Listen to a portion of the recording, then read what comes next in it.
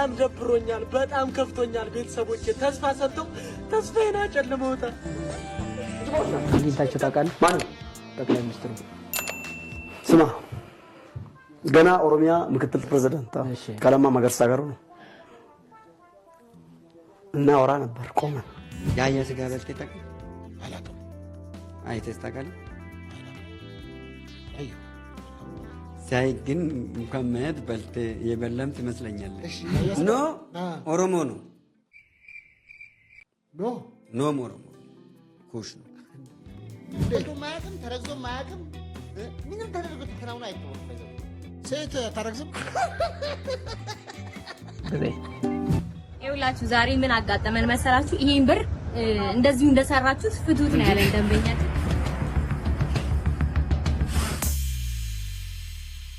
ሰላም ጤና ይስጥልኝ የተከበራችሁና የተወደዳችሁ የመንዳይ ቲቪ ቤተሰቦች እንዴት ሰነበታችሁ ያለማንም አስገዳጅነትና ያለማንም ጣልቃ ገብነት መንዳይ ቲቪ መጣችሁ ስለመጣችሁ እጅግ አመሰግናለሁ ዛሬ አዲስ ምርጥ አስተማሪ ቁም ነገር አዘል ቪዲዮዎችን ይዤላችሁ ስለመጣሁ ከኔ ጋር እየተጫወትን እየተዝናናን የሚገሰጽ ካለ ደግሞ እየገሰጽን አብረን ከኔ ጋር እንቆያለን ማለት ነው ነገር ግን ከዛ በፊት ለቻናሉ ለቤተሰቡ አዲስ ከሆናችሁ ቻናሉን ሰብስክራይብ ያደርጋችሁ እንደውም ለቀጣይ ለምለቀው ቪዲዮ ደግሞ ኖቲፊኬሽን ደርሳችሁ ደወሏን ነሃ ያደርጋችሁ ቪዲዮ ለብዙ ሰው እንዲደርስ ላይክ ምልክቷን ታቅ ያደርጋችሁ ብታልፉ ቪዲዮ ለብዙ ሰው እንዲደርስ ያግዛል ማለት ነው ስለዚህ ከኔ ጋር እየተዝናና እየተጫወትን አብረን የምንቆይ ይሆናል እስከ መጨረሻው ድረስ ከኔ ጋር አብራችሁ ቆዩ መልካም ጊዜ ይኸውላችሁ ዛሬ ምን አጋጠመን መሰላችሁ ይሄን ብር እንደዚሁ እንደሰራችሁት ፍቱት ነው ያለን ደንበኛችን ምን መሰላችሁ ልደቷ ትናንት ነበርና ይሄ ከዚህ በፊት አንድ እህታችን የብር አበባ ሰርታለች ብያችሁ ነበር ምናልባት ቪዲዮን ያላያችሁት ካላችሁ እዚህ ጋር ሄዳችሁ ማየት ትችላላችሁ ምንድን ነበር በጊዜው ያሳለፍኩት መልእክት ከዚህ በኋላ እህቶቻችን የተፈጥሮ አበባ አይቀበሉም ለሰርግ የሚሄዱት አበባ የብር ሊሆን ይችላል የሽምግልና የብር አበባ ነው የሚቀበሉ እኔ ከዚህ በፊት እንደውም ዶላር እንዳይቀላቀሉ ፈርቼ ነበር የዛሬው በ200 ብር የታጨቀ አበባ ያለፈው ግን የቀለቅል ነበር 100 ብርና 200 ብር ነበርና ምንም አይደለም ግን ይመቻችሁ ነው አሰርቶላት ነበር ዛሬ ማለት ነው እና ለልደቴ ምንም አልሰጠኝም ብላ አኮረፈች ብሩን ፈተን ልንመልስለት ነው ሴቶች አንቺ ሁሉ ለማለት ነው ይሄን መሰለ አበባ ነው ያመለጠሽ ባለ ልደታ ይሄን ቪዲዮ እያየሽ ከሆነ ሶሪ አስባችሁታል ደግሞ ትንሽ ዶላር ሸጎጥ ቢደረግበት እንዲሁም ሌሎች ከረንሲዎች አብሮ ተቀላቅለው በአረንጓዴ በቀይ ቢጫም ካለ በቢጫ እየተቀላቀለ የሚያምር አበባ ይወጣዋል ብር አገልግሎቱን ቀይሯል ወገኖቼ ለግብይት ብቻ አይደለም ከዚህ በኋላ የምንጠቀምበት እኔ ጠቅላይ ሚኒስትሩን በሆነ እያንዳንዷን ኢህአዲግ ውስጥ የነበረችውን ጠራርግ ያወጣና በአዲስ ትውልድ ተካው ነበር በአዲስ ትውልድ ይጅቦች ናቸው አግኝታችሁ ታውቃለህ ማን ጠቅላይ ሚኒስትሩ ስማ ገና ኦሮሚያ ምክትል ፕሬዝዳንት ከለማ መገርሳ ጋር ነው እና ወራ ነበር ቆመን ስለ ኢትዮጵያ ስጦታ እንለዋወጥ ነበር ይሰማ ሐሳብ ሼር እንደራረግ ነበር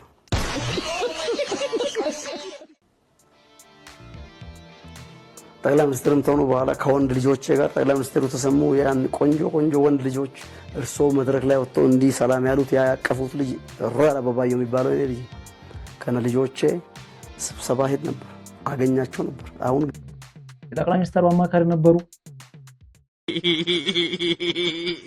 ይረሱኝ ስራ በስቶባቸው ነው ባኮትን ይደውሉልኝ ቁም ነገረኛ እንደሆኑ አውቃለሁ ስልክ እንደዛው ተሐድሶ የሚል መጽሐፍ ልከለውት ስልከላው ላይ ጽፌ ቁም ነገረኛ ነው ለማ አልደወለም እርሶ ደውለው መጽሐፉን አንብቤ መልሼ እደውልልሃለሁ ያሉኝ ያ ሰው ነው ዛሬ ከስቼ ጠቁሬ ነው ያኔ በጣም መልካም ወፈር ባልል እንኳን ወዛም ነበር ስለዚህ ባኮትን ክቡር ጠቅላይ ሚኒስትር አብይ አህመድ እርሶ ልክ እንደኔው ሲምፕሊሲቲ በሚያምኑ በሰውነት እንደሚያምኑ አቃለው ራስዎን አይኮፍሱም ባኮትን 0911 248707 ወይም ደግሞ 0904 299999 ወይ ደግሞ 0911 660226 ወይ ደግሞ 0911 68 50 35 እኔን ታጡ ልጄ ሜርሲ አባዮ ትባላለች። ኮሪያ ሆስፒታል ሁለተኛ ዓመት ሜዲሲን ተማሪ ነች።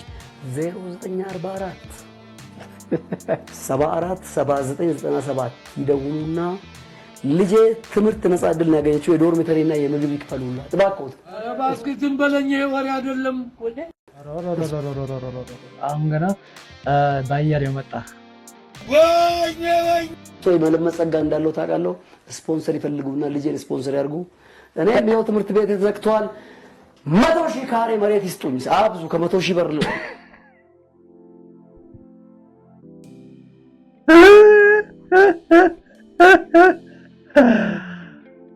አሁን ገና ተፎገርክ።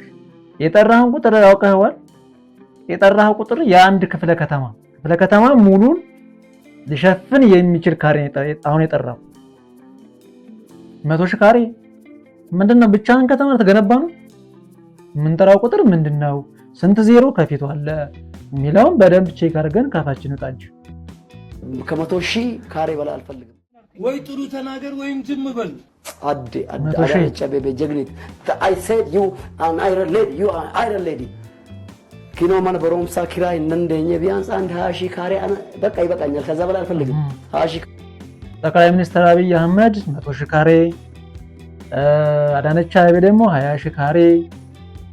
ሰውየው ብቻውን አዲስ አበባን ተቆጣጠራት ማለት አይደለም።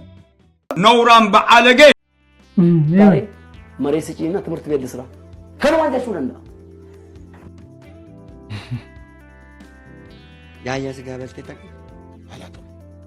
አይተህ ታውቃለህ? አይ ሳይ ግን እንኳን ማየት በልተህ የበላም ትመስለኛለህ። ያያ ስጋ አይ ያያ አልበላሁም። የውሻ ስጋ በልቼ አውቃለሁ። ያያም በልታል። የት እንደውም የውሻ ትክክል በግ ፍየል ስለምትወዱ የፍየል ስጋ ነው ብላችሁ ውሻ ልትበሉ ትችላላችሁ።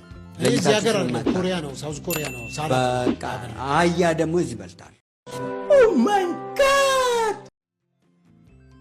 የምር ግን የውሻ ስጋ በልተህ ነው እንዴ ሶፊ? ከውሻ ስጋ እንኳን አይነጻጸርም፣ ግን ያያ ይሻላል። ምን አሁን ይሻላል እላለሁ።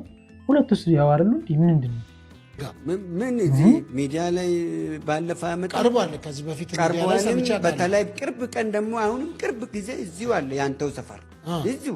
ስለዚህ ያያ ስጋ ለይታችሁ ለምን እንደማታውቁት ሁሌ እየነገርኳቸው ለምን እንደማትሰሙኝ ግራ እኮ ነው የምታጋቡኝ።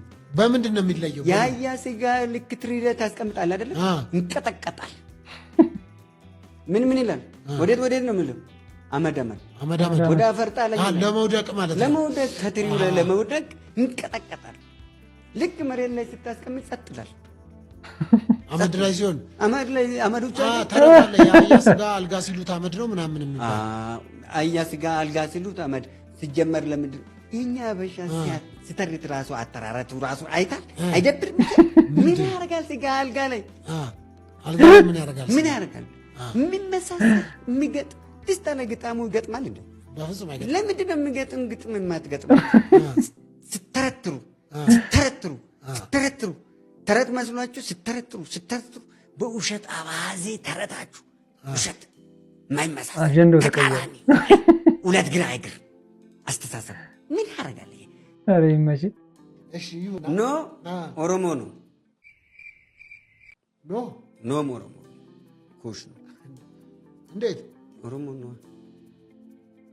ኦሮሞ ነው ምን ማለት ሰው ነው እንጂ ሰው ነው ግን ኦሮሞ ነው። ብሄሩ ማንነቱ ኦሮሞ ነው። አይ እንዴት ነው ኦሮሞ የሚሆነው? በምን መረጃ አምጥተው ነው ስሙ? ትርጉሙን ንገረኝ። እሺ የኖህ ትርጉም ምንድን ነው? ትርጉም ምንድን ነው ብዬ ጠየቅኩህ። መልሰህ ትጠይቀኝ። አይ እርሶ ነገሩኛ ኦሮሞኛ ከሆነ ኦሮሞ ነው አልኩህ። ትርጉሙን ንገረኝ አልኩህ። አላቅም ትርጉሙን። እኔ ኖህም በእግዚአብሔር ፊት ሞገስን አገኘ ተብሎ ዘፍጥረት 6 ላይ የሚናገረውን ነው የማውቀው እኮ። እናንተ ለምንድን ነው አሁን ኦሮምኛ ስም ያላቸው ላይ ሸሸት ታደርጋለህ? አይ ነገሩ እየሸሸው አይደለም። ኖህ ኦሮሞ ነው ካሉ በምን ማስረጃና የሚያውቁት ነገር ካለ የኩሽ ዘር ነው ብለው አላምጡና ነገሩኝ። ብታምኑም ባታምኑ ኖህ ብሔር አለው። በስመ አብ ወልድ ወመንፈስ ቅዱስ አሐዱ አምላክ አሜን። አዳም ማለት ትርጉሙ በምንድን ነው? አዳም ነው። ምንኛ ነው? በምንኛ ነው? አላውቅም በምንኛ ነው። እሱም ሁለቱንም ኖም ኦሮሞ ነው። የት ነው ቦታው? ያ ቦታ መርከቡ የተሰራው የት ነው? እንዴት የተሰራ መርከቡ? ኖ መርከብ የት ቦታ ነው የተሰራ? ከየትኛው እንጨት ነው የተሰራ? የት አካባቢ ነው የተሰራ? ኢትዮጵያ ውስጥ ነው። የት ነው የተሰራ? አይ እርሶ ነገር እንጂ ኢትዮጵያ ውስጥ ነው። የእርሶ አመክንዮ ነው፣ እኔ አይደለም። እንዴ እኔ መጽሐፍ ቅዱስን ነው የምከተለው። መጽሐፍ ቅዱስ ላይ የት ነው የሚለው? እኔ መጽሐፍ ቅዱስን ነው የምከተለው። እርሶ መጽሐፍ ቅዱስን አይመለከተኝም አሉ እኮ። እኔ አይመለከተኝም። ካስነካሁት ወደ መጽሐፍ ቅዱስ ከሄድን እየሰፋን እንሄዳለን። አውደ አውጥቼ በደንብ መጽሐፍ ቅዱስ ሐሳቡ ምን እንደሆነ ከመጣን ከአዳምም ጀምሮ አዳም ኦሮሞ ነው ለሚለው ያመጣሉ። ኦሮሞ አይደለም የሚለውን ያመጣሉ። ኦሮሞ ነው የሚለውን ያመጣሉ ከመጽሐፍ ቅዱስ። ወደ መጽሐፍ ቅዱስ ከሄድን ቅድም ምን አሉኝ? እናንተ መጽሐፍ ቅዱስ ብቻ ስለምታነቡ ነው። ከመጽሐፍ ቅዱስ ውጭ እኮ መረጃዎች አሉ ስላሉ አለክታለ። ታሪክ አለ እኮ። ምን አለ? ማን የሚባል ታሪክ ጸሐፊ የጻፈው ነው? ማን ነው የጻፈለት? እንደዛ በወቅቱ የጻፈው መገርሳ ነው ብዬ ቢል አምኔ አትወስድልኝም። በወቅቱ የጻፈው ጉዲሳ ነው ብዬ ቢል አምኔ አትወስድልኝም። የግድ ወልደ ጻድቅ ማለት አለብኝ። የግድ በወቅቱ የነበረ ወልደ ጊዮርጊስ ማለት አለብኝ። ያኔ ነው የምትቀበሉኝ። ወይም ሳሙኤል ማለት አለብኝ፣ ወይ ማቴዎስ ማለት አለብኝ። አትወስደኝም፣ አትቀበለኝም እኮ። የተጻፈ ካለ ማስረጃውን ያወጣ። ገመቹ ነው የጻፈ ብዬ ቢል ምን ተመርጋ? ስለምን? ስለ አዳም ኦሮሞነት ገመቹ ኖህ ብቻ አይደለም አዳምን ብሔር አሉ።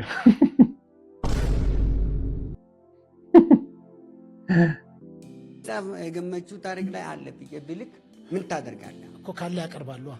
በቃ እሱን አቀርብላለሁ። ቀጣይ ላይ ይለፋውን ወደሚመለከት ሰው አታስጨንቅ ነው ከተባልክ ማለፍ ነው። ለፍና እነኚህን አጣራና የምትመራቸው ሰበካ ጉባኤዎች ካሉ አይደለም፣ አፈጉባኤ ነህ አንተ አይደለም፣ የነሱ እነኛ የሚሟገቱት ካሉ ከነሱ ጋር እንትን በልና አጣርተህ እነሱ ካወቁና ከተነተኑልህ አምጣቸው። ከዛም በኋላ እነሱ ያመጡትን እኔ ያርምላል አስተካክለኝ። በዚህ ምድር ብሔር የሌለው ነገር የለም። ባይዞ ወንዱ ማያውቅም ተረግዞ ማያውቅም ምንም ተደርጎ ተከናውኖ አይተውም። ሴት ታረግዝም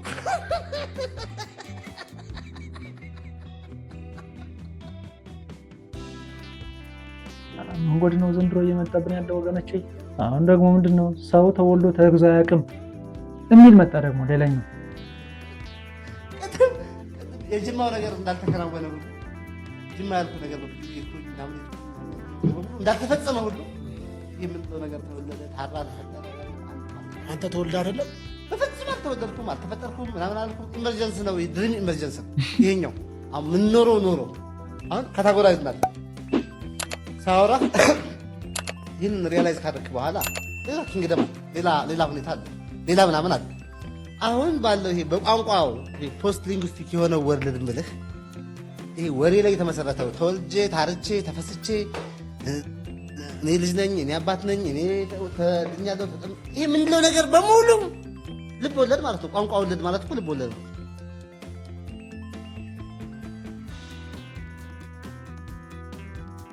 ኬት ነው ግን እየተረቀሙ የሚመጡት? ሆነ ተብሎ ነው እንዴ ተፈልገው የሚመጡት? ቋንቋ የወለደው ከቋንቋ ውጭ አልተወለድኩም። ከቋንቋ መወለድ የሚባል ኮንሴፕት የለም። መወለድ ቋንቋ ዲክሽነሪ የለም። ከየትም ወደ የትም አልመጣሁም። መች እንቅስቃሴ አለን? እንቅስቃሴ እኮ መኖር አለበት። መጀመሪያ ይሄ መኖር አለበት። አሁን ጉዞ የምንለው እንቅስቃሴ የምንለው ከየት ነው የመጣው የሚባለው ያንን መነሻ አድርገን ይህን መነሻ እናደርጋለን። ከኤክስ ወደ ዋይ ሁለቱ ስታነሳው ኤክስ ወደ የትም ሰው ተጉዞ አያውቅም። ወልዶም ሪል ነው የምነግርህ ማለት ከአንተ ከጓደኞች ከቤተሰቦች ምናምን የወለደ ሰው የለም እንዴ? ወንድም ቤተሰብ ምናምን የሚባል ነገር የለም። ይታጠቀ ኦሰይ ምን ይኖራል? ማይ ሎጂክ ነው። ለዚህ ጆሮ ያኛው ጆሮ ቤተሰብ ይሆናል። ጆሮ ቤተሰብ እኮ ወንድሞች ምናምን አለው። አሁን አንተ ጆሮ ይወልዳል እንዴ? ምን አይነት ጣሽ የሆነ ሰው ዛሬ ደግሞ የመጣብን ወገን ገባኝ። ጆሮ ነው። አዎ እናት አባት አለ አንተ?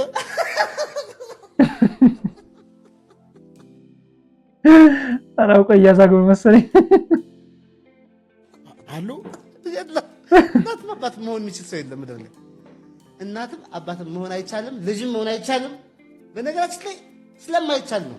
በቃ ይሄ ስምምነት የሚባል እኮ አመክንዮ ይኑርሃ ዝም ብሎ የለም ሳይሆን አንተ ያለ እናትና አባት እንዴት መጣህ? ቆይ እስኪ አሁን ፕሪሊንግዊስቲክስ እና ፖስት ሊንግዊስቲክ ወርድ አልኩ። እናትም ታውቃለህ የሆነች ጆሮ እናት ነች ብለው አስተማሩ። አለማመዱኝ አሁን ያነሳል አንተ ታለማምደዋለህ። አባ በለኝ እናት ወዲህ አጎትህ ነው ይሄን እንትነህ ነው ይሄ ምናምን እኔን አጎትህ ብለህ ብትነግረው አጎት ነው የሚለው። ነገ ስመጣ አጎቴ ነው የሚለው። አይ የጠፋ አጎትህ መጣ እኮ እንደዚህ ብለህ ብትነግረው ትንሽ ምን ማድረግ እውነት እንዲመስለው ብትነግረው አበቃ ተፈጸመ፣ ሞተ። ከዚህ በኋላ አጎት ነው እንደዚህ አጎት እናት አባትህ እኮ ለአንተም እናትና አባትህን ነግረው ነው። እናትና አባት ንግግር ነው ፕላስ ደግሞ ሂደቱ አልተከናወነም። ንግግሩ ባይኖርም ድርጊቱ አልተከናወነም። መውለድ የሚባለው ኮንሴፕት በፍጹም በስተት አልተፈጸመም። ስለዚህ አንተ አሁን አትወልድም አትወለድም። የወለደም የተወለደም ደግሞ የለም እና እንዲህ ነው የበቀልክት አይደል? የወለደም የተወለደም የለም። እሺ ከየት ነው የመጣ ነው ታዲያ? ከየትም ወዴትም አልመጣም። በቅለን ነው መምጣት የሚባል ኮንሴፕት ራሱ እንዴ አሁን ትሞት የለ እንደ ገና አልመጣንም እንዴ? አፈር ነህና ወደ አፈር ትመለሳለህ ይላል መጽሐፍ ቅዱስ አይደል እንዴ? አሁን ባለንበት ሁኔታ በቅለን ነው እንደ ሰውየው አነጋገር። እሱን ነው አፈር ነህና ወደ አፈር ትመለሳለህ። ያው ይሄንን ላወራው አፈር ነህና ወደ አሁን ብርጭቆ ነህና ወደ አፈር ትመለሳለህ ብለው ለውጥ አለ። ምን ነበር መጀመሪያ? ብርጭቆ ነበር። ቀጥሎ አፈር ትሆናለህ። ስለዚህ ተለወጠ ማለት ነው። ሞተ ማለት ይችላል። ሞተ። ይሄ አፈር ነህ፣ ቀጥሎ አፈር ነህ ማለት ግን ለውጥ የለም ማለት ነው። ምንም ነገር አልተከናወነም እኮ ገባኝ። በመሀል አለ እንጂ አልተከናወነም ማለት ነው። አሁንም አፈር ነህ። ተከናወኗል እንጂ ምን ሆነ? አፈር ነህና ወደ አፈር ትመለሳለህ። እና መጀመሪያ አፈር ነህ፣ አፈር ነበርክ። እሺ፣ ቀጥሎ አፈር ትሆናለህ። አፈር ትሆናለህ። ቅጠል ትሆናለህ እኮ አልተባለም። ወደ አፈር ትመለሳለህ እኮ ያ ማለት የተሰራኸውም አፈር ነህ፣ አሁንም አፈር ነህ። አሁን አፈር ነህ እያለ እኮ አሁን አንተ አፈር ነህ። በሁለቱም ሳይድ በኩል የመጠቀ አእምሮ እንዳላቸው ያስታውቃል። ወርዱ ከአማርኛው እኮ አይደለም። ታዲያ ምንድን ነው? ስለዚህ ለውጥ የለም ነው። አሁን ያንተ ባልከው ጥቅስ እንኳን ብትሄድ አፈር ነህ ወደ አፈር ትመለሳለህ፣ ወረቀት ነህ ወደ ወረቀት ትመለሳለህ ማለት ለውጥ የለም። መጽሐፍ ቅዱሳችን ላይ ስንት ጊዜ ነው ሞተ ሞተ ሞተ እያለ የሚያወራው? አልሞተም አላዛር ሞተ ሲል አልሞተም።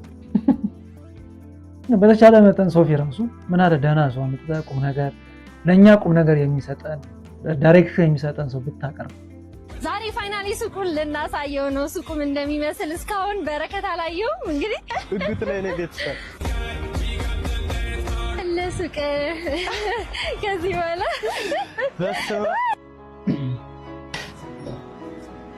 የእውነት ቤተሰብ እግዚአብሔር እኔ ምን እንደምላቸው አላቅም። በመጀመሪያ እግዚአብሔር ይመስገን። የእውነት ይሄ ለእኔ በጣም ትልቅ እድል ነው። በጣም ደስ ብሎኛል። ደስታዬ ከልክ በላይ ነው። ምን እንደምል አላቅም። መላ ኢትዮጵያ ሕዝብ በጣም ከልብ ያመሰግናለሁ። እኔ ላምን አልችልም። ቤተሰብ እግዚአብሔር ነው ያደረገው ይሄንን። ቤተሰብ በቃ ጸሎቴን ሰምቶ ነው ጸልዬ ነበረ። እግዚአብሔር ይመስገን። ሁላችንም በጣም ነው የማመሰግነው። በጣም አመሰግናለሁ። እንደነገርኳችሁ ነው ቅድም ቤተሰብ ሁላችሁም ፎሎ አድርጉና 100 ሺህ ጨምሩ። ሱቄን ልረከብ ታደርጉታላችሁ። ተማመንባችኋለሁ 100% ቤተሰብ ሁላችሁም ካሁን ሰዓት ጀምሮ የኔ አካውንት ፎሎ አድርጉ። በ24 ሰዓት ውስጥ እንደው ምን ብሎ ከቻልን አመሰግናለሁ። በረከት ሊስትሮ ይባላል። አይ ቲንክ ሰው ሜሪ ቦንዳ የሚባል የልብስ መሸጫ ሱቅ እንደ ቻሌንጅ ለዚህ ልጅ ተሰጥቶታል። 100 ሺህ ካስጨመርክልን ሱቁን እንሰጣለን አይነት ነገር ነው። እንግዲህ እየለመነ ነው ማህበረሰቡን። ምን ተፈጠረ ይሆን የሚለውን ከዚህ ቀጥለን አብረን የምናይ ይሆናል። ሺ ፎሎወሩን ሲጨምር እርግጠኛ ነኝ እንደሚጨምርና ይሄንን ሱቅ እንደሚወስደው መመረቅ ስላለብኝ ይሄንን ገዝቻለሁ። ሜሪ ስንት ነው ዋጋ? በረከት እኔ ሳላስቀንስ ገዝቼ አላውቅም። እሺ ችግር የለም። አንቺ ከስተመር እንድትሆኝ ይሄን 2000 አደርግልሻለሁ። በቀጣይ ስትመጪ እንግዲህ እናሳካዋለን ቤተሰብ። ይሄን ተከትሎ እንግዲህ በሁለቱ መካከል ትንሽ ውዝግብ ተፈጥሯል። እሱ ምንድነው የሚለው ከዚህ በፊት ያየሁት ይሄን አረም ያሳያችሁ 1.5 በግምት የሚያወጣ ሱቅ ነበረ። ነገር ግን አሁን በባለሙያ ሳስገምተው አይደለም 1.5 300,000 አያወጣም። ስለዚህ ተጎድቻለሁ እያለ ነው በረከት ሊስትሮ። እስኪ ከዚህ ቀጥሎ ያለው ቪዲዮን እንየው እስኪ። በጣም ደብሮኛል፣ በጣም ከፍቶኛል። ቤተሰቦቼ ተስፋ ሰጥተው ተስፋዬን አጨልመውታል። እንደምታውቁት ሜሪ ቦንዳ የሰጠውን ቻሌንጅ ሁላችሁም ታውቃላችሁ፣ ሁላችሁም ተባብራችሁኛል። 1.5 ሚሊዮን ብር የሚያወጣ ቦንዳ ቤት እንሸልማለን ብለው ቻሌንጁን ከሞላውላቸው በኋላ አንድ ወንድሜ ይሄ ዕቃ 1.5 አያወጣም በባለሙያ እናሳየ ብሎኝ ትናንትና ባለሙያ ወስጄ አሳይቸው ነበር። ቤተሰቦቼ ባለሙያውን ሳይው ማለት ነው እንኳን 1.5 ይቅርና 300 ሺህ እንደማያወጣ ነገረኝ እና ዛሬ ልጄ ለመረከብ እጄ አናግሬያቸው ነበረ። ሰደቡኝ፣ ቤተሰብ ተሳለቁብኝ፣ አወራቸው በፍቅር ሊሰሙኝ ፈቃደኛ አይደሉም። ቤተሰቦቼ እናንተም የተባበራችሁኝ 1.5 የሚያወጣ ቻሌንጅ ያሸንፋል የወንድማችን ይቀየር ብላችሁ ነበረ። ነገ ተቀይሬ እኔም ቤተሰቦቼ እናት አባቶቼን አግዛለሁ ብዬ ነበር ቻሌንጁን አክሴፕት ያደረኩት። ነገር ግን እነሱ ድራማ እየሰሩ ነው። ቤተሰብ ፍትህ ይገባኛል፣ ፍትህ ሊሰጠኝ ይገባል። የኢትዮጵያ ሕዝብ አይታችሁ ዝም አትበሉ፣ ፍርዴን ስጡኝ። በቃ እናንተ ፍረዱ። ድሀ ስለሆንኩ ነው እንጂ የሚቀለድ በጣም ደብሮኛል። እንግዲህ በረከት ሊስትሮውን በደንብ ሰምተነዋል። ተጎድቻለሁ ፍትህ ስጡኝ እያለ ነው። አሁን ደግሞ ከሜሪ ቦንዳ ጋር ያገናኘችው ታዋቂዋ ቲክቶከር ምን ምላሽ ሰጠች? እስኪ አብረን እንየው። እንደምታዩት ሜሪ ቦንዳ አልሰጥም አላለችም። እንደውም በራሷ ንግድ ፍቃድ እንዲሰራ እንዲሁም ደግሞ 3 ወር የተከፈለበትን የቤት ኪራይ ራሱ እንዲሰራበት ፈቅዳለት ነበረ። እንደምታውቁት ሜሪ ቦንዳ በጣም ታዋቂ ናት። 3 ብራንች አላት። የለመደ ብራንቿን ነው የምትሰጠው። ያ ማለት ሽጣ ልውጣ ብትል እንኳን ቁልፍ ሽጣ ነው የምትወጣው። ራሱ ይህን ያህል ይገመትልኛል ብላ ያለችው ዋጋ አውጥ። ከላይ ደግሞ በጣም የሚገርመኝ በረከትን ጠርቸው ቻሌንጁን ከመቀበሉ በፊት አሳይቼው እያንዳንዱን ሱቅ አሳይቼው እንደዚህ ነበር ያመሰገነው። በጣም ደስ ብሎኛል። ደስታዬ ከልክ በላይ ነው። እርግጠኛ ነኝ እንደሚጨምርና ይህንን ሱቅ እንደሚወስደው መመረቅ ስላለብኝ ይህንና ይህንን ገዝቻለሁ። ዋጋ ሱቅ ውስጥ በጣም ሙሉ ልብስ ነው ያለው። እሱ ብቻ አይደለም፣ አሻንጉሊት አለ፣ ብረቶች አሉ፣ ሙሉ የተሟላ ሱቅ ነው። ቢሆንም ቪዲዮ ከተለቀቀበት 15 ቀን ቢሆንም የሰጠነው 20 ምናምን ቀን ሆኖ ራሱ ሜሪ ቦንዳ ቁልፉን ለመስጠት ፈቃደኛ ነበረች። እንደውም ትናንትና ላገኘሁትኝ ሰዓት ፎሎወሩ ራሱ አልሞላም፣ ቀንሶ ነበር። ግን እንደዛም ሆኖ እኛ በጣም ዊሊንግ ነበር ለመስጠት። ሱቁን መረከብ እችላለሁ ያለኝ፣ አዎ ትችላለህ አልኩት። ሄድኩኝ። ሲሄድ 5 ወንዶች ተሰብስበው ቆመዋል። እሱ ብቻ አይደለም ካሜራ ይዟል ምናምን። እኔ አይቶት በቃ ደስ ብሎት ምናምን እና እግዚአብሔር ነው የምላችሁ በቃ ደስ ብሎኝ ቪዲዮ ሲቀርጹና እንደዛ ነው ይመስለኝ። ከዛ ቪዲዮ ሰርቼ መሀል ላይ ይገባለሁ። ላይቭ ነው አለኝ።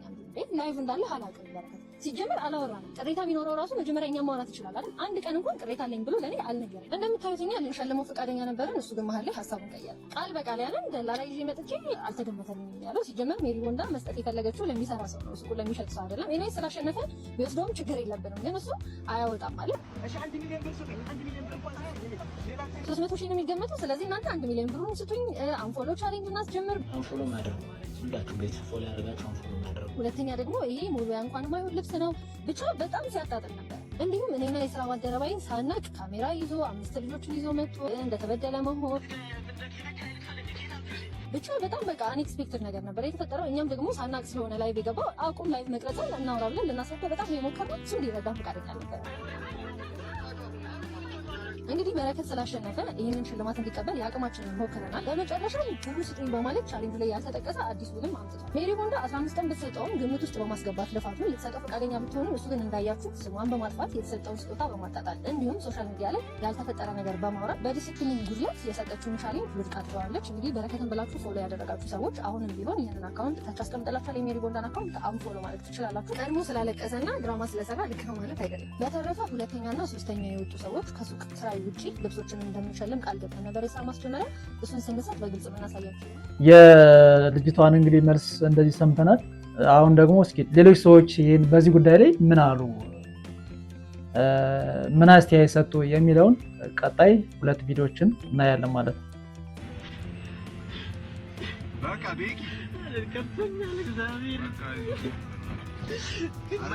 ዛሬ በዚህ ልጅ ጉዳይ እንደ አንድ ፖሊስ ዩኬ ላይ እንዳለ እንደ አንድ ፖሊስ የራሴን መግለጫ ልሰጥ ነው የመጣሁት። በመጀመሪያ እንደዚህ ልትናደድ፣ ልታለቅስ፣ ልትበሳጭ የሚገባው ሊስትሮ ሰርጣ ያመጣውን ገንዘብ ስትዘረፍ ያለ አግባብ ስትበላ ነው። ይሄ ጊቫዌ ነው። አንተና ጌጤ ለጊቫዌ አትመቹ። ሲጀምር መብርሃንን ነው የምልህ እንዴ። ብልጥ ልጅ የያዘውን ይዞ ነው የሚያለቅሰው። ልጅቷ እኮ ሱቁን እሰጥሃለሁ ያለች እንድትሰራበት ነው እንጂ እሷ ደላላ አላጣችም እኮ ለአንተ አስገምታ ይሄን ያህል ገንዘብ ያወጣል ብላ መስጠት መቻቃታት። ደላላ ይዘህ መተህ የተሰጠህን ዕቃ አስገምተህ እንደዚያ ያወጣም አይነፋም፣ ጭራሽ ነው የማይነፋው። እግዚአብሔርን ሌላ ጭራሽ ለሚረዱ ሰዎች እንደዚህ አይነት ጊቫዌ ለሚዘጋጅላቸው ሰዎች እጥዩን ከ እግዚአብሔርን ነው። በቀጣይ ደግሞ አንድ እህታችን አለች። እህታችንስ ምን አለች በዚህ ጉዳይ? ፋራ ማለት ነው። ምንም ብታደርጉለት ፋራ ነው። አይናችሁን አውጥታችሁ ራሱ ብትሰጡት ቅንድቦ የታለ ማለቱ አይቀርም። አሁን አንተ አርፈህ የተሰጠህን አትቀበልም። ሰርተህ አላመጣኸው ሰው ነው ፎሎ ያደረገል።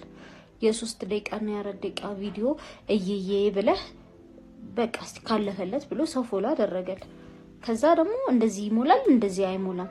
ያንተ ገማሽ 300,000 ገመተ፣ የሷ ገማች 2 ሚሊዮን ቢገምትስ ደግሞ አለማፈሩ በቃ 1 ሚሊዮን የሚያወጣ እኮ 1 ሚሊዮን የሚያወጣ ከሆነ 1 ሚሊዮን ብር ስጭኝ ይላል። ወለደች እንዴ? ምን አይነት ነው? በማርያም ሰገጥ። ይሄን ተከትሎ ይሄን ውዝግብ ተከትሎ እንግዲህ አንድ ታዋቂ ጠበቃ ጠለቅ ያለ አስተያየት ሰጥቷል። አስተያየቱን ሰምተን እንመለስ። ሰሞኑን የበረከት ሊስትሮ እና የሜሪ ቦንዳ ጉዳይ በጣም በማህበራዊ ድረገጹ ዘንድ መነጋገሪያ ሆኗል። ከዚህ ጋር አንድ አስገራሚ ታሪክ እነግራችኋለሁ። ከዚህ አኳያ ልታውቁት የሚገባ ህግ ነጥብ አነሳላችኋለሁ። አንዳንድ ቦታ ላይ ልክ የህዝብ ማስታወቂያና በአደባባይ እንደተነገረ ሽልማት ተደርጎ የፍትሐብሔር ህግ አንቀጽ 1689 ሲጠቀስ ስላየሁም ከሱ ጋርም የተያዘ ሀሳብ አነሳላችኋለሁ። በጣም አስገራሚ ታሪክ ልንገራችሁ። በእንግሊዝ ሀገር የተፈጸመ ነው። የኬዙ ስም ካርሊክ ቨርሰስ ካርቦሊክ ቦል የተባለ ድርጅት መካከል የተፈጠረ ነው። ይህ ካርቦሊክ ቦል የተባለው ካምፓኒ የፋርማሲ ድርጅት ነው እና አንድ መድኃኒት ያመርታል። ይሄ መድኃኒትን በተከታታይና በአግባቡ የወሰደ ሰው ጉንፋን አይዘውም። ፍቱን መድኃኒት አምጥቻለሁ፣ ነገር ግን ይሄንን መድኃኒት ወስዶ ጉንፋን የያዘው ሰው ካለ ሽልማት እሸልማለሁ በሚል ማስታወቂያ ያስነግራል። አንድ ሴት ይህንን የተባለውን መድኃኒት ትወስድና ነገር ግን ጉንፋን ይይዛታል። ሄዳ ድርጅቱ እንዳልከው አድርጌያለሁ፣ ነገር ግን ጉንፋን ይዞኛል፣ ሽልማቴን አምጣ ብላ ትጠይቃለች። ድርጅቱ ይህንን ለማድረግ ፈቃደኛ አይደለም፣ ከአንቺ ጋር ውል የለኝም ነው ያላት። ጉዳዩ ወደ ፍርድ ቤት ሄደ። ፍርድ ቤቶች ምን ብለው ነው የወሰኑት? ምንም እንኳን ከእሷ ጋር ቀጥተኛ ውል ባታደርግም፣ ነገር ግን ለሁሉም ሰው ፎር ኤቭሪበዲ የተደረገ ጥሪ ነው። ይሄ ደግሞ ድርጊቱ ተፈጽሞ መገኘቱ ብቻውን እንደ አክሴፕታንስ ይቆጠራል። ስለዚህ ሽልማቱን ልትሰጣት ይገባል ተብሎ ነው ፍርድ የተሰጠው።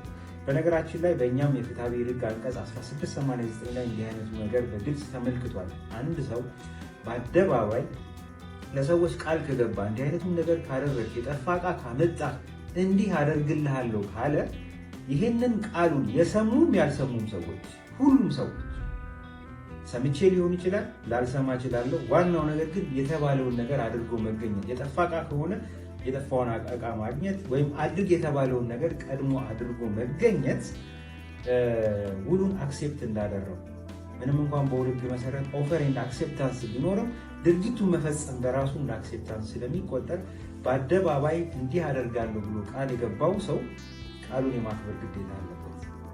ነገር ግን የበረከትና የሜሪ ቦንዳ ጉዳይ በአንቀጽ 1689 ስር የሚወድቅ ነው ወይ ነው ጥያቄ። ምክንያቱም በ1689 መሰረት የሚደረጉ ነገሮች በአደባባይ ቃል ለሁሉም ማህበረሰብ የሚደረጉ ቃል ኪዳኖች ናቸው። በረከትና ሜሪ ግን በአካል ተገናኝተው ይሁን አይሁን ታሪኩን ባናቅም ዞሮ ዞሮ አንደኛው ኦፈር አድርጓል፣ ሌላኛው አክሴፕት አድርጓል። ግንኙነቱ የሁለት ወገኖች ግንኙነት ነው። ስለዚህ የመደበኛው የውል ህግ ይዘት ነው የሚመለከተው። ኦፈር አለ፣ አክሴፕታንስ አለ። በ1689 ስር የሚወድቅ አይደለም። 1689 አንደኛው ወገን በአደባባይ ለሁሉም ሰው ይናገራል። ማስታወቂያውን የሰማም ያልሰማም የተባለውን ነገር ሲያደርግ ያኛው ወገን ቃል የማክበር ግዴታ ውስጥ ይወድቃል። በረከትና ሜሪ ግን እሷ ኦፈር አደረገች፣ እሷ አክሴፕት አደረገ። ስለዚህ መደበኛ ውል ነው፣ 1689 ስር የሚወድቅ አይደለም። ያ ማለት ግን በውል ህግ መሰረትም መብት የለውም እሱ እያልኩ አይደለም። ጉዳይ ውስጥ አልገባም።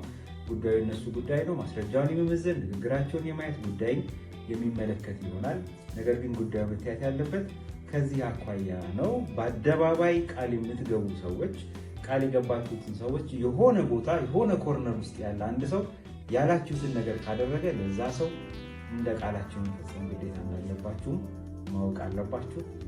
ጠለቅ ያለ አስተያየት ሰጥቷል። የራሱንም ሀሳብ ፎርዋርድ አድርጓል። ስለዚህ ሁለቱ ወገኖች ተስማምታችሁ ወደሚያግባባ ነገር ሄዳችሁ ብትታረቁ መልካም ነው ብዬ እንደኔ ሪኮመንድ አደርጋለሁ። እንዴት ነው ቤቱን ወደድከው? አዎ ዋው ጠበብን ብትል ቆንጆ ነች እና ደግሞ እንዳንተ አይነት ጥሩ አከራይ ስላገኘው በጣም ደስ ብሎኛል። በቃ የ3 ወር አስገባልኝና በተመቸ ቀን ግባበት። እሺ ፓርት 2 ቤት ኪራይ የባለፈው የዛሬ ሳምንት ቪዲዮ ላይ አቶ ያበቃል እንግዲህ ቤታቸውን እያከራዩ ነበርና የ3 ወር እየተቀበሉ መጨረሻ ላይ ግን የሚሰሯት ስላለችና የዛኔ የተወሰነ ፓርቱ ታይቶ ነበረ የኛው ቪዲዮ ማለት ነው። አሁን ፓርት 2 ነው እኔው በደንብ ያንኛውን ቪዲዮ ግን ካላያችሁት ያለፈው ሳምንት ቪዲዮ ሄዳችሁ ማየት ትችላላችሁ። ተከራዮች በተለይ ብታዩት መልካም ነው። ገብቷል። በቃ የግቢው ጉብስቴ ተቸኩላለህ ለበል። ይሄው ይሄ ግቢ በህግና በደንብ ነው የሚመራው ማለት እያየነው ተቀየረ እያየነው። አንደኛ እንግዳ ማብዛት አይቻልም። ሁለተኛ በል ብሬን መልስ። ታየኝ እኮ ከእንዳንተ አይነት አከራይ ጋር ተስማምቼ ስኖር ብሬን መልስ። እስር ቤት ነው እንዴ በከራዩ? አቶ ያበቃል ዛሬ አልተሳካልህም ዛሬ። ወይኔን አስታውስ። ለመጀመሪያ ጊዜ ኪራይ ሲመጣ ልክ እንዳንተ ነበር ግን ሰይጣኑ ማንነትን መላመት። ግን ደግሞ እዚህ ግቢ ውስጥ 2 አለቃ ሊኖር አይችልም። ቀጥ ብሎ ወጣ ባልኩት ቅጽበት ቀጥ ብሎ እንደመውጣት ወንድነቱን ለኔ ለማሳየት ሞከረ። አሁን ላይ ግን እዚህ ቤት መሬት ውስጥ የተቀበረ ሬሳ እንጂ ወንድ አልሆነም። የእሱ ጦስ ለእናቱና ለልጁ ተረፈ። በአባዬ ሞት እያለች እየለመነችኝ እንኳን ነፍሷን ከመንጠቅ ወደኋላ አላልኩም። 3 ሬሳ ከአንድ ቤት መሬት በለሰለ።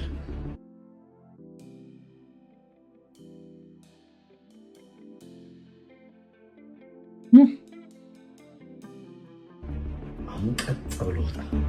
ምን አባድራ ማን ትሰራለህ? አሁን ሌላ ችግር ሳይፈጠር ብሩን ላቆም ያልኩህ እንዴ? እንዴ ወይ አሳስቼ ፍርኖ ዱቄት ነው እንዴ? አብዙስ ሰላም በለኝ። ሰጥር ናም ቁጭ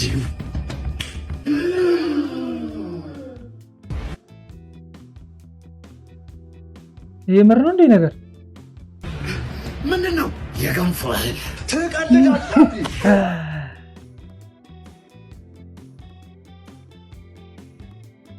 አበላሸው።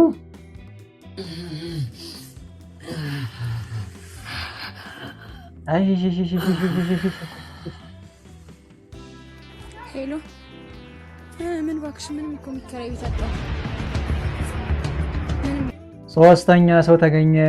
ወደዚህ ከመሄዳችን በፊት ብሩ ተመለሰ አልተመለሰ? መልሶለት ይሁን አናውቅም። አርጎለት ግን ሄደ።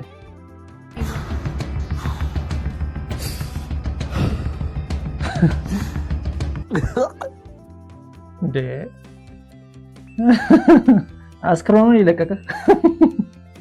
1 ሲደመር 0 ስንት ነው? 1 ሲደመር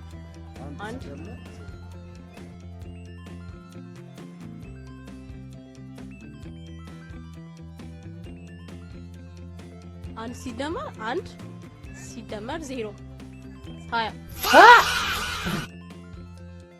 20 የማቴማቲክስ ድርቀት። እሺ አንተ 1 ሲደመር 0 ስንት ነው? ኧረ የባሰ መጣ ደግሞስ። ማጋኔ ከቤቲ ጋር ቤቲ እንኳን አደረሰሽ። እንኳን አብሮ አደረሰ። የታባቱ 3 ጥያቄ ጠይቃታለሁ። 3ቱንም ከመለሰች 1000 ብር ታሸንፋለች። 2 ከመለስሽ 500፣ 1 ከመለስሽ 100። የመጀመሪያ ጥያቄ ከ1 እስከ 100 ባሉት ቁጥሮች ውስጥ ስንት ዘጠኞች አሉ? 9 ቁጥሮች ነው። አይ ቆይ እሷን መስማት 109 ገጥም ባይገጥም እኛ ምን አገባን? ስንት? 109 እንዴት? የቁጥር ድርቀት ግን እንደ ሀገር ነው የተመታ ነው እንዴ። ከ1 እስከ 100 ቁጥር ባለው መካከል ስንት 9 ቁጥሮች አሉ? 10 ብቻ። ያ እስኪ ሞክሪያቸው። 9 19 እሺ 39 49 እያለ እስከ 99 ከዛ 11 ይሆናል። ተጨማሪ የለም ቤቲ 91 92 93 94 95 ያ ወደ ሁለተኛ ጥያቄ እንሄዳለን። ለመጀመሪያ ጊዜ ስታደርጊው ሊያምሽ ወይም ሊያደማሽ ይችላል። ከዛ በኋላ ግን ደስ ብሎሽ የምትጠቀሚበት የሰውነት ክፍልሽ ምንድን ነው? ምን አይነት ጥያቄ ነው? መልሱስ ምን ሊሆን ይችላል?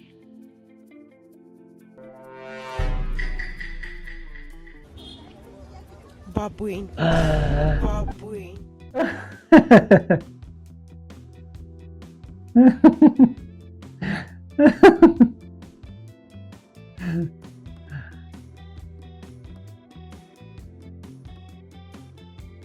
የጆሮ ጌጥሽ ነው ባቡዬን፣ የጆሮ ጌጥሽ ነው። እሺ በቃ 100 ብር አሸንፋለች ቤቲ። ቴንክ ዩ። እሱ የጆሮ ጌጥሽ ነው ይላታል፣ እሷ ደግሞ ባቡዬ። ሲጀመር አንተ ከሷ በላይ አታውቅም፣ እሷ ነች የምታውቀው። ወይኔ ወይኔ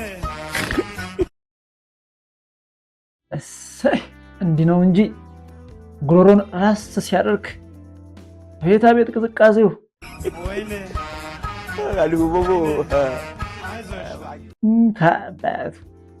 ይጠጡ እንዳይፈሩ። ማን ነው ለጎረምሳ ብቻ መጠጥን እየሰጠ? ስሜቶ ከሆነ ይጠጡ፣ ማንንም እንዳይፈሩ። ዶክተር ቀዶ ጥገናውን ጨረስከው እንዴ?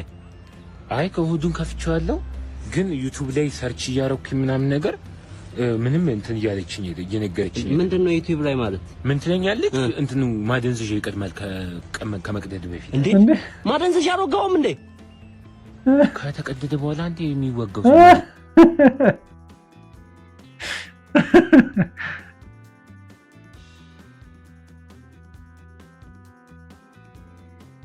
ማደንዘዣውን ሆዱን ከቀደደ በኋላ ነው እንግዲህ እየሰጠ ያለው።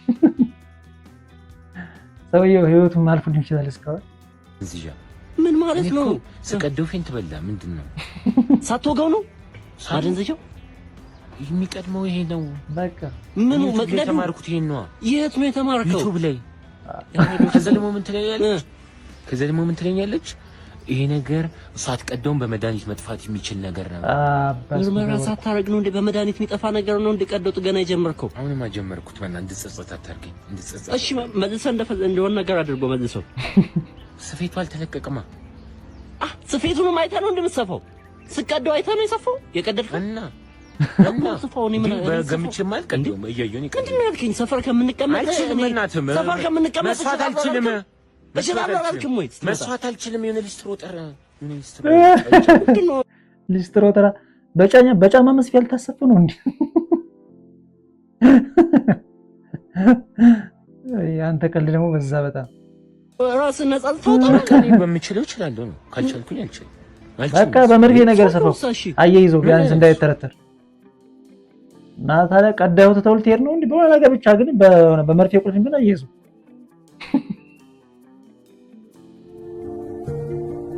እድ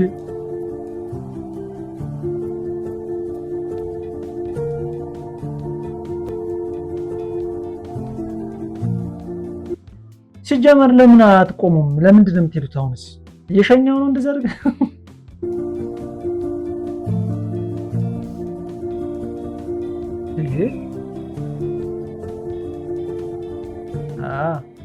ሁላችንም በህይወታችን እንደዚሁ እንተባበር እላለሁ። የዛሬው መልእክቴ ነው።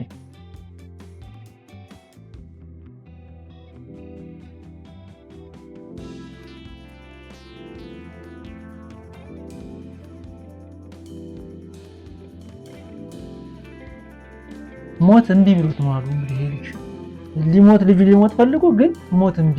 አሁን ሞትና ልጁ እንዲህ ግብ ግብ ገጥሟል። ልጁ ሞት አለው፣ ሞት ደግሞ እምቢ። የዛሬ ቪዲዮዎች ይሄንን ይመስሉ ነበረ። በቪዲዮቹ ደስ እንደተሰኛችሁ እንደተዝናናችሁበት አልጠራጠርም። ቀጣይ በሌላ ቪዲዮ እስከምንገናኝ ድረስ መልካም ሳምንት።